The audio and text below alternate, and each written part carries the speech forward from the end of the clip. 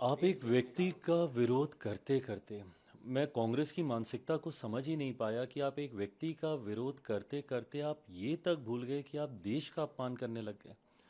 क्या भारत को बेचना, इसकी कल्पना भी कोई कर सकता है? ये सोच भी कैसे आती है कांग्रेस नेताओं के जहन में? पर स्वाभाविक है, उन लोगों के जहन में सोच आ सकती है जिन्होंने पूरे देश को बंदी बनाने का काम किया हो, इमरजेंसी देश में लगाकर। उन लोगों के जहन में ज़रूर ये सोच कभी ना कभी आई होगी कि क्या हम लोग अपने देश को भी बेच दें। ये वही लोग हैं जिनके कार्यकाल में एक से एक बड़े घोटाले इस देश ने देखे। आज देश में एक ऐसा प्रधानमंत्री जिसने न सिर्फ देश में घोटालों पे, भ्रष्टाचार पे नियंत्रण लगाने का काम किया, एक ऐसा प्रधानमंत्री जिन्होंने अंतर्राष्ट्रीय स्तर पर हमारे देश का मान बढ़ाने का काम किया, एक ऐसे प्रधानमंत्री जिन्होंने एक गरीब परिवार से लेकर दुनिया में देश कैसे अपना नाम ऊंचा करे, अंतर्राष्ट्रीय स्तर पर कैसे भारत का सम्मान बढ़े, अंतरिक्ष के माध्यम से कैसे दुनिया में भारत की पहचान बने, हर स्तर पर उस व्यक्ति ने काम करने का काम किया।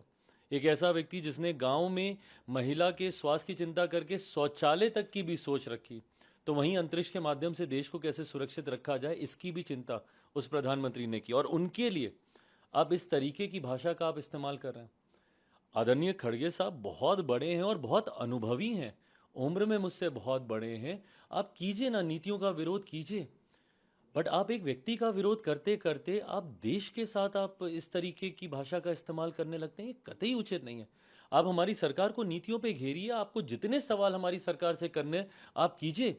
आपके पास पूरा हक है, पूरा अधिकार है, पर इस तरीके की भाषा का इस्तेमाल करना हमारे देश के लिए ये कतई उचित नहीं है। मुझे नहीं लगता कि कोई भी भारतीय इस बात को कभी भी स्वीकार करेगा या आपका कभी भी सम्मान करेगा जिस तरीके की भाषा का आपने इस्तेमाल किया देश को बेचने का।